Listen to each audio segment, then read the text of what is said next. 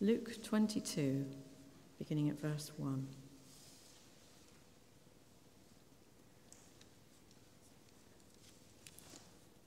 Now the feast of unleavened bread, called the Passover, was approaching, and the chief priests and the teachers of the law were looking for some way to get rid of Jesus, for they were afraid of the people. Then Satan entered Judas, called Iscariot, one of the 12. And Judas went to the chief priests and the officers of the temple guard and discussed with them how he might betray Jesus. They were delighted and agreed to give him money. He consented and watched for an opportunity to hand Jesus over to them when no crowd was present. Then came the day of unleavened bread on which the Passover lamb had to be sacrificed. Jesus sent Peter and John, saying, "Go and make preparations for us to eat the Passover." "Where do you want us to prepare for it?" they asked. He replied, "As you enter the city, a man carrying a jar of water will meet you. Follow him to the house that he enters and say to the owner of the house, 'The teacher asks, where is the guest room where I may eat the Passover with my disciples?' He will show you a large upper room, all furnished. Make preparations there." They left and found things just as Jesus had told them. So they prepared the Passover. When the hour came, Jesus and his apostles reclined at the table, and he said to them, "I have eagerly desired to eat this Passover with you before I suffer.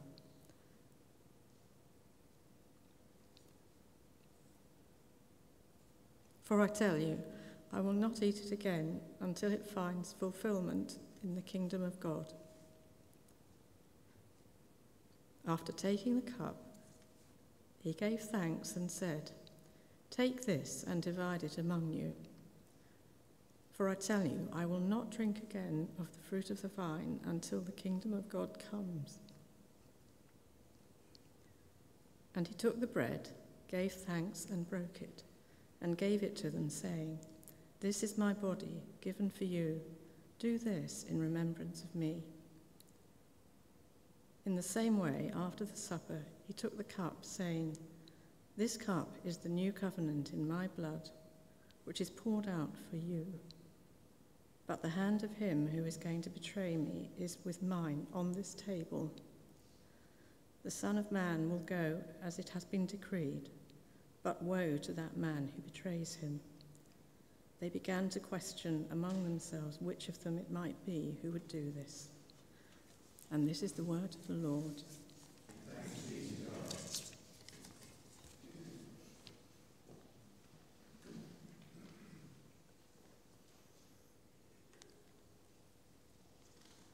Carol, thank you. Let's pray and ask for God's help.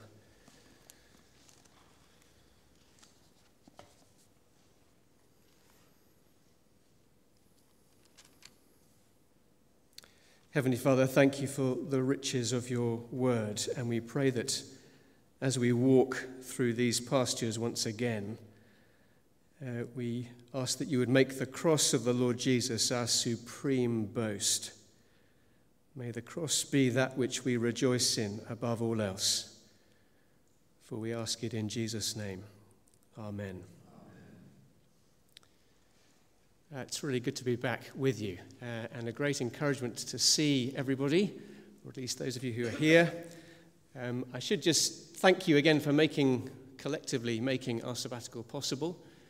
Thank you very much for your love and for your prayers. Many answers, and they will dribble out, I'm sure, in the coming weeks and months from me and the family as well.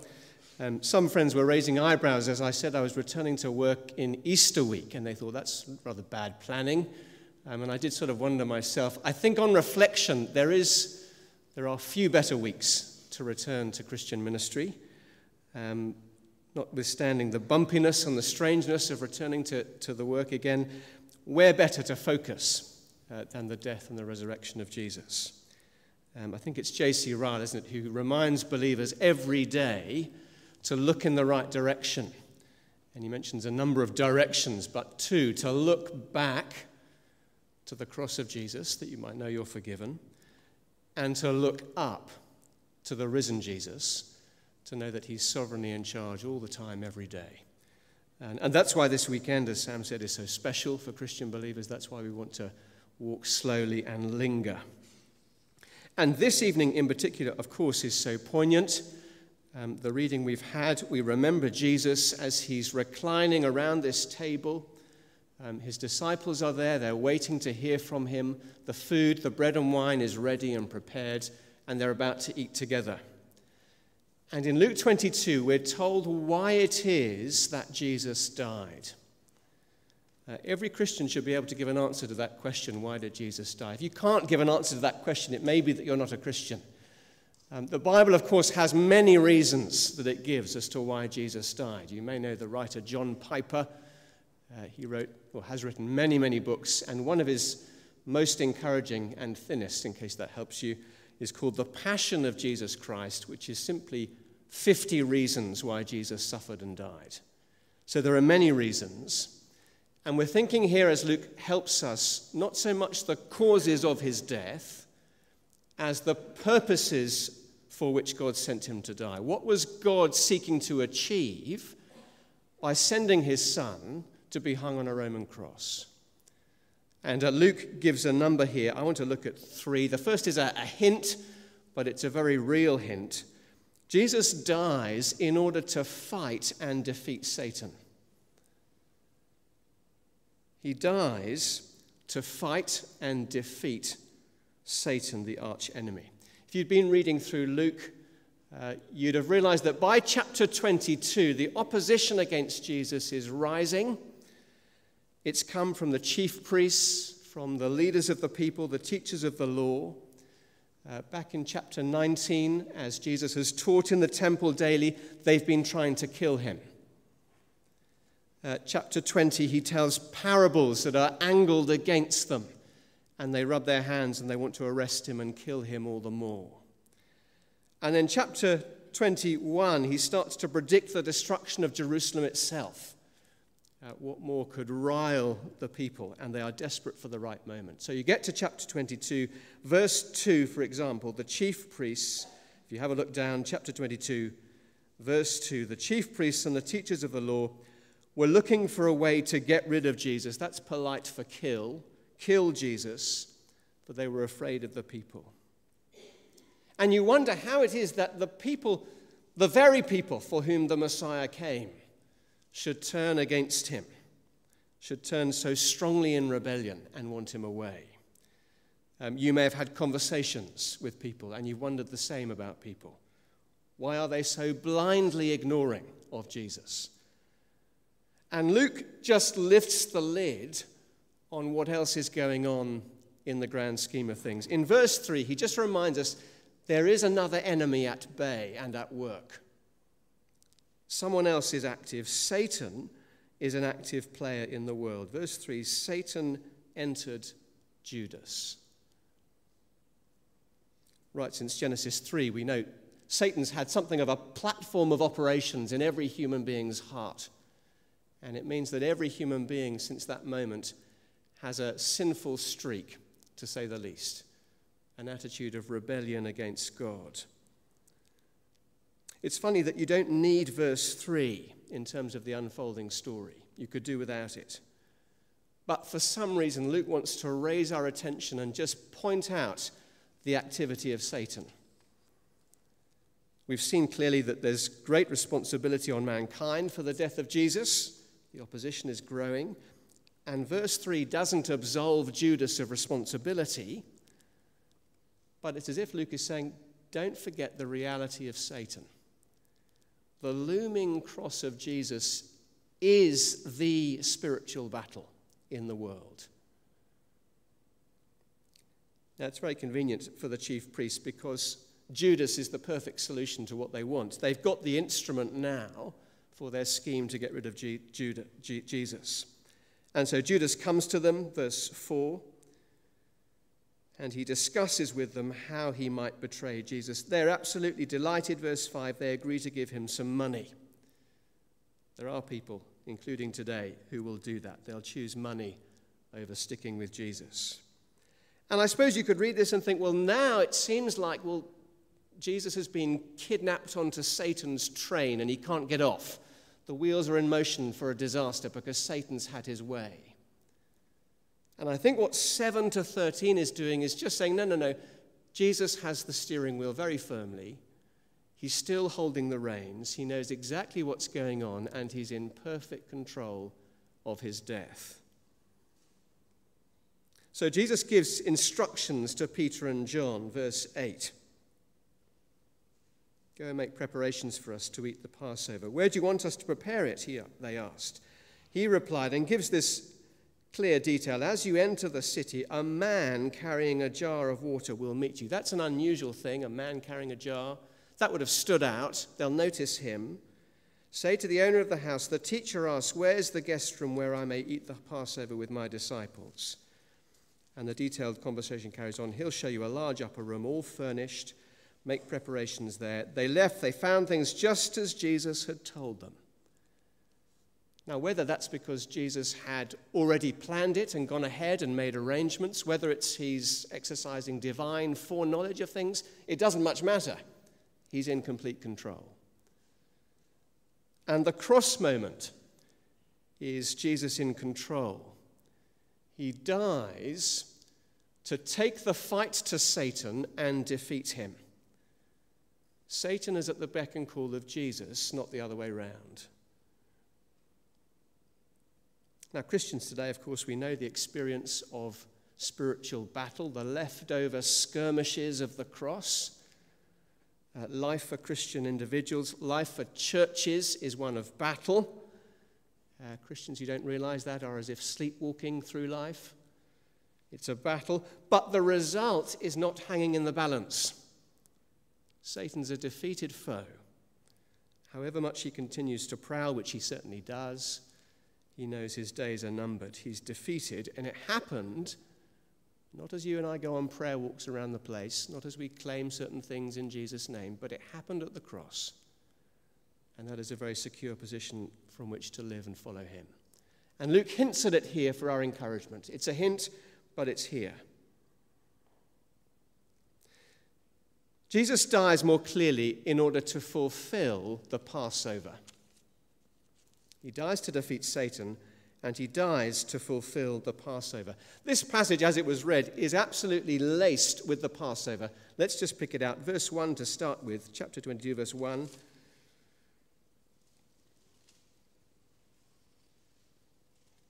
Now the feast of unleavened bread, called the Passover, was approaching. It's the time in year that was absolutely fundamental to the Jewish people, the greatest festival celebration of the year, the beginning of their identity. It was a hallmark and a vital day in their remembering calendar. Verse 7 says a little bit more. Then came the day of unleavened bread on which the Passover lamb had to be sacrificed. Makes a lot of sense, Luke saying that, if he's writing to people who are not Jews, Gentiles, perhaps like most of us here. He's saying, as you hear Passover, think lamb that has to be sacrificed. That's how you know what's going on at Passover. And it's not just a coincidence that it's Passover. Passover is on Jesus' thinking, verse 11. The instructions to the disciples, the teacher asks, where is the guest room where I may eat the Passover with my disciples? That is Jesus' desire. Verse 15 says the same thing. I've eagerly desired this Passover to eat it with you before I suffer. Not just Jesus' desire, it's God's timing as well. Verse 14. When the hour came, a divine appointment this Passover day. It's cross time. Passover. This is it. And Passover means, according to Luke, lamb that is sacrificed. Let's go back just briefly. There the people of God are, and they're in Egypt in slavery. Life is grim. Moses keeps telling Pharaoh he's got to let God's people go. He's had that message. It's clear. That's what Pharaoh's got to do. Pharaoh keeps hardening his heart, stubborn as ever, just gets worse and worse. And so God tells his people to slaughter a lamb and to smear the blood of the lamb on the lintel of the front door, as it were. And then, when God's wrath on Egypt comes, the angel of death will see the blood on your house and pass over your household. Judgment on the land will not fall on you if you've smeared the blood of the lamb on your doorpost. So the firstborn in each family can know and say to himself, the blood instead of me, because the lamb is my substitute and has taken my place. And if you were to read again Exodus 12, where you get it explained, it's one of the clearest, I think, in the Bible explanations of the Bible word propitiation. The removal of God's wrath by a sacrifice. And the wonder in the Bible is that God provides the sacrifice. The removal of God's wrath by means of a sacrifice. The incredible thing is he provides the sacrifice that is needed. And so here in the meal with the disciples, the killing of Jesus on the cross is God's provision of the sacrifice we need. It's not that Jesus stops God being angry and he stops being a God that minds about sin. It's that he averts the anger of God from you and me and any who would trust him. And Jesus bears it and faces it and takes it on himself instead of you and me. Just as the lamb that was killed was the salvation of God's people in Egypt, so Jesus is the salvation of God's people today. Not simply the words of Jesus or the teachings of Jesus, the miracles of Jesus. Jesus himself, who died in the place of those who would trust him. He is our salvation. But of course, in the Passover, the lamb was not just the salvation of the people. The lamb was also the sustenance of the people for the journey. Just as the blood of the lamb was to be spread on the door, the meat of the lamb was to be eaten. Back in Exodus 12, the Lord even tells them how they are to eat it. Dressed for travel, sandals on, staff in your hand. It's not really a sit-down feast, more like a takeaway, as some writer put it. The lamb is the food for the journey, the sustenance along the way. I don't know if you can imagine that first Passover with the family there, the firstborn not sleeping all night. Terrible, terrifying experience. Pretty vivid, detailed, elaborate, gory sort of event. But even that event in all its detail was only ever a prototype, a little model to help us understand the reality. The people of God, as the Passover happens and passes, they would just carry on sinning. They'd continue to rebel. They'd forget. Their sinful ways kept resurfacing time and again. It's a bit miserable. One of the prayers we've been praying over the sabbatical, you may have prayed it too, is that we would know the gospel better. Seems a very simple prayer. It's a very profound prayer. It's a very, very uncomfortable prayer to have answered. For to know God's grace better, you will understand you need to know your sin more. It's like peeling away the layers of a rotten onion. It's grim, it's disgusting, it's unsightly. But then as your horror increases, so your comfort increases to see that the sin that's uncovered is also covered by the cross. But it can leave you, as I was thinking over the weeks past, it leaves you with a deep exasperation at sin. The way it keeps resurfacing in different forms, or other layers are peeled back, and there it is again. It never seems to leave us. And the people who go through the Old Testament, they have that experience of, they don't sense it or have a conscience probably about it, but their sin never seems to leave them. It just keeps resurfacing in some ugly new idolatry endlessly. And in the Old Testament too, there's a longing for a deeper reality, a longer lasting connection with God.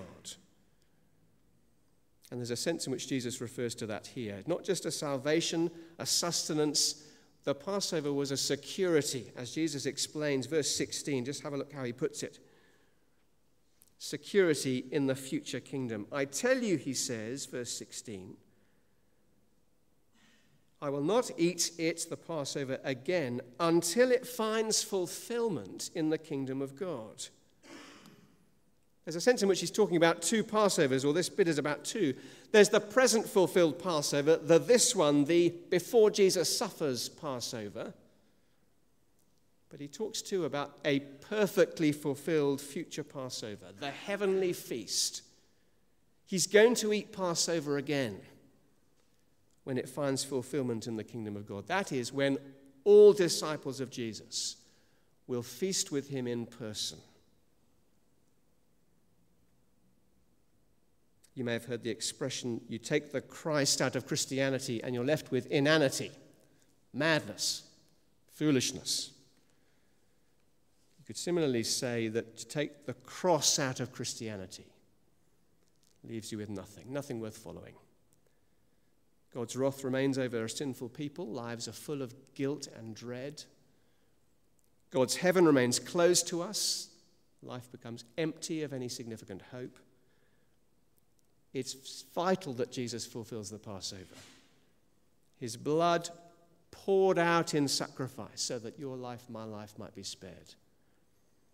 There's a sense in which Christians would be in danger of dismissing the death of Jesus if they did not enjoy guilt-free lives, for that is why he died. His death opening the gates of heaven to make it available for all. There's a sense in which it would be to deny the death of Christ if we don't enjoy supreme confidence in heaven, for that is why he died. I didn't really like the heading, Jesus fulfills the Passover. It's a bit technical. But if we understand the Passover, it is a glory and a wonder. God's provided Jesus to be our sacrifice for sin. He dies to defeat Satan, and he dies to fulfill the Passover. And he dies to bring the new covenant. Just look lastly at verse 19. These are words which we're going to come to in a moment. They're very familiar to many of us. And their familiarity means we'll miss the shock of what Jesus says and what shocking words they would have been for them as they listened.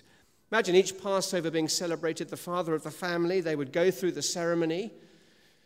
The ceremony involved 4 cups, which were to be drunk. There's 2 mentioned here in Luke's account through the evening. And the bread is broken and the explanation is given. And the father would take the bread and he would get to that point in the meal. Just as verse 19 describes, he would take it, he'd give thanks, he'd break it, he'd give it to them, and he'd explain, this is the bread of remembrance that reminds us of the bread that we were to eat in the desert for the journey. That's what the disciples are ready for. It's a Passover. They know what Passover is. So they're not ready for verse 19 when Jesus says, this is my body. This meal that you've been celebrating for generations is now to be related to my suffering and death. What on earth do you mean, Jesus? Verse 20 is the nub of it. Same way after the supper, he took the cup. He said, this cup is the new covenant in my blood. Just remember, the disciples, they're going to find it very hard to lose Jesus. He's going to be crucified. That is going to be a devastating experience. So Jesus is preparing them by teaching them how to understand his death. And he says it's the bringing of the new covenant. What, you mean Jeremiah? Yeah, the new covenant that Jeremiah would talk about, that Ezekiel would talk about. The hearts of the Old Testament people, like any person who's not a Christian, they are set against God. They don't obey the law. They can't obey the law. They don't even want to obey the law. Hearts of stone set against God. And God promises a new covenant, a new relationship with God, where hearts, the engine room of people, would be different. So Jeremiah chapter 31, God says, I'll put my law in their minds, I will write it on their hearts. It'll make a difference internally. I'll change them from the inside out so they want to do what pleases me. I'll forgive their sins fully. Finally, I'll remember them no more. Ezekiel adds, the Spirit of God himself will come into their hearts and renew them as people. So good Jews, they knew all that. They knew Jeremiah. They knew the new covenant had been promised. The news flash is it's coming on these people gathered around this table on this evening because it's cross time. That means it's new covenant time. That waiting is over because Jesus is about to die. Here's what's going to bring it. How can we be sure? It's in Jesus' blood. His blood secures it, makes it happen. And what Jesus does is to make the bread and wine signs of the new covenant. And he ties them to the promise of the new covenant. A bit like the way a wedding ring would function in a married couple. If you're a married person, you may be familiar with a wedding ring and its purpose. You can say, if you're a spouse, this ring is my promise to love and to cherish you. So whenever you look at it, you can remember my promise to you. He's not saying that the bread and wine are going to change into something that they're not. He's just calling the sign the thing it points to. Like if you go on holiday to a new place, you're all looking for the beach, for example. Your head's down in maps. You're looking up for some help. Everyone's a bit lost driving around the street. Suddenly someone says, hey, there, the beach. And they're actually pointing to a sign that says to the beach. And everyone understands what they mean. And for the sign to properly remind us, we need to repeat the meal as we're doing this evening. Do this in remembrance of me. So you see, when we eat bread and juice in a minute, you see, you've got to remember the direction of what is going on. So often Christians turn up at the table and we think, my goodness, what's my week been like? What can I remind God that I have done as I receive bread and wine? No, that's all wrong. The direction is from Jesus to his people to say, see what I have done for you. It is all complete. Do remember the direction as we share the Lord's Supper. We are not summoning up what we might remind God of. The Lord Jesus, in his kindness, has set up a meal to remind us of what he has done. Because of Jesus' death on the cross, Satan is defeated, sin is forgiven, wrath is taken, the Spirit has come, new hearts are given. Just focus on two words to finish. They come in 19 and they come in 20. Jesus says to them, this is my body given for you. Verse 20, the cup in the new covenant in my blood, which is poured out for you. That means in the place of you, for your benefit, on your behalf, as a substitute for you. Those who eat and drink bread and wine today at any meal, they are saying, this cross of Jesus is counting for me. He's done it for me. In other words, it's for each one of us to receive what Jesus has done by faith, by turning to him and by trusting him. And many of us here will have done that. The warning of Judas is sober, though, is it not? Verse 21, 22. It's possible to be present at the table and know that you are living in betrayal of Jesus, where you betrayed him for something else, but you're present. Well, come to him in repentance and faith and share the joy, share the relief of having your sins forgiven and of new life being given. Because however guilty we know we are, his body has been given for you, and his blood is poured out for you.